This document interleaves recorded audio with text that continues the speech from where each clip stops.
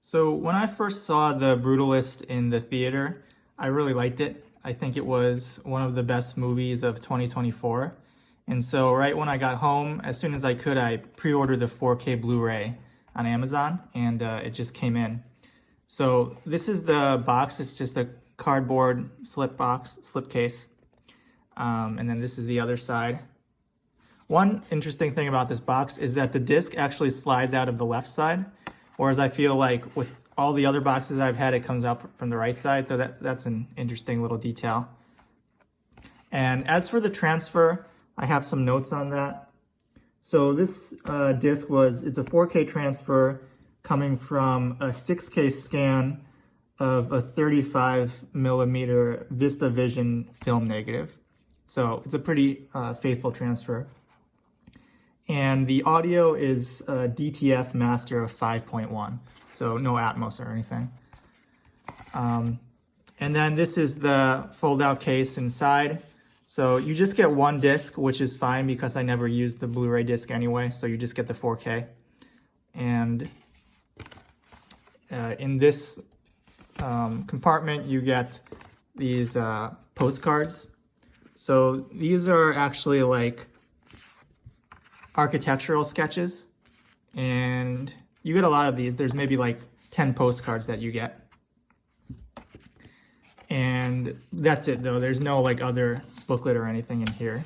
And then on either side of this case, you get just still from the film.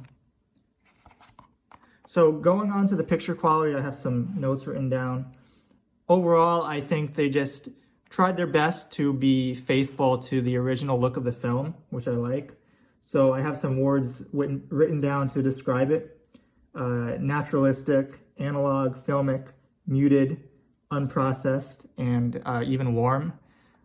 As for the colors, like I said, they're muted, so they're not super bright or high contrast or vibrant. Although in the outdoor scenes, they actually do get pretty vibrant. But for like indoor scenes, it does get a little bit dim, but again, I think that's just the natural look of the film.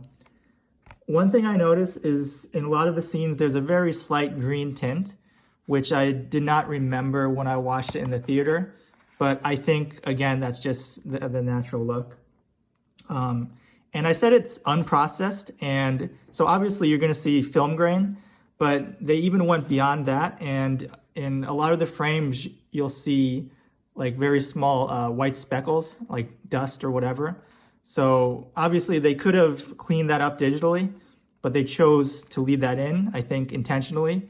And it really makes you feel like you're watching an actual film, even if you're watching it on your OLED screen. As for the audio, again, it was good, faithful to the original. It's not going to blow you away. It's not the type of movie with a lot of bass or explosions, but the dialogue was crisp and easy to understand.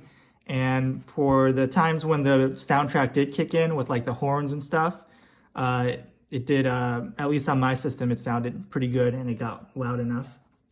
So overall, I would say this is a really good adaptation to 4K.